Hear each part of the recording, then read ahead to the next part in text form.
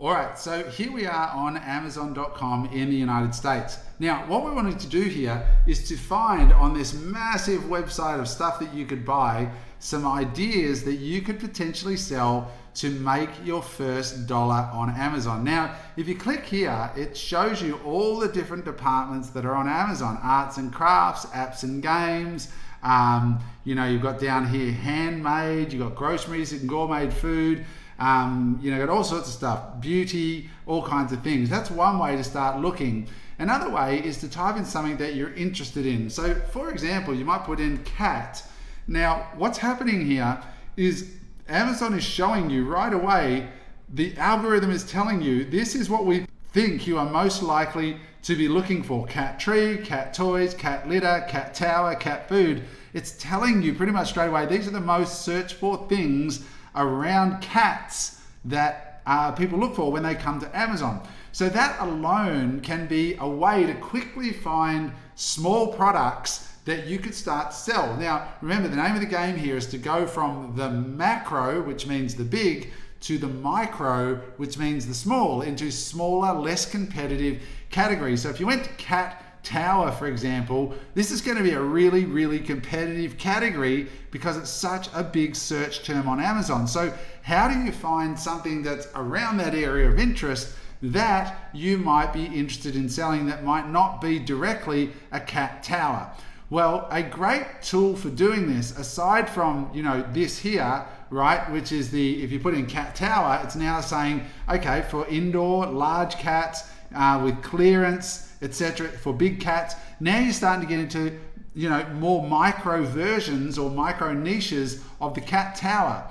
Another site that's really great to use is called Google Trends, and to get there, you just go to trends.google.com and you can type into anything in Google and find out how people are searching for that on Google. Now, it's not Amazon, of course, but it does give you some really interesting data. So for example, if you put in here cat tower, right, and you hit the search term, it's going to put in here, it's going to tell us some interesting stuff.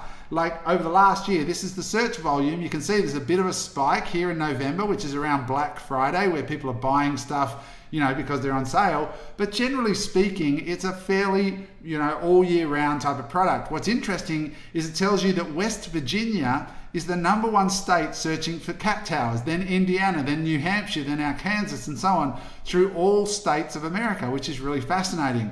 But what's really interesting here is it's telling us things that are related to people who search for cat tower, also search for tall cat tower, Petco cat tower, modern cat tower, up 130%. So that's telling us really interesting information for what people are wanting close to cat towers that might put you into a smaller, less competitive niche, right?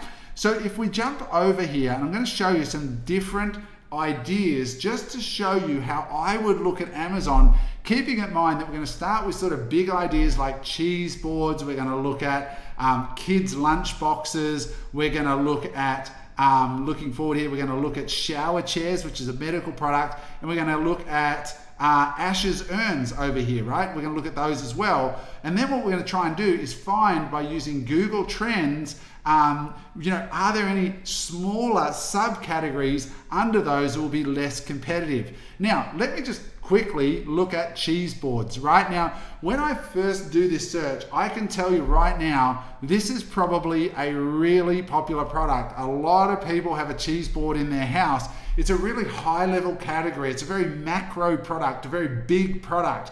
So as a result of that, it's going to be a lot of choice, very competitive. Now look at the listings here. Look how colorful they are.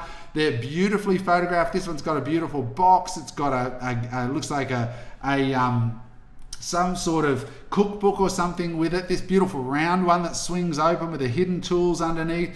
We've got people with video ads. We've got all kinds of stuff. This is what a very competitive category looks like with really good products. If we open the software down here, it tells us that the average cheese board on Amazon on page 1 is doing $34,000 a month in sales, which is just crazy. And if we hover over that one there, that first one there is doing $97,000 a month. This one's doing $217,000 a month in sales. That one I pointed out with the box and with the cookbook. So this is a really, really big category that may be too big for most of you to start with because it's just so competitive. And so we're going to look back, show you how to find a smaller, less competitive category in a moment.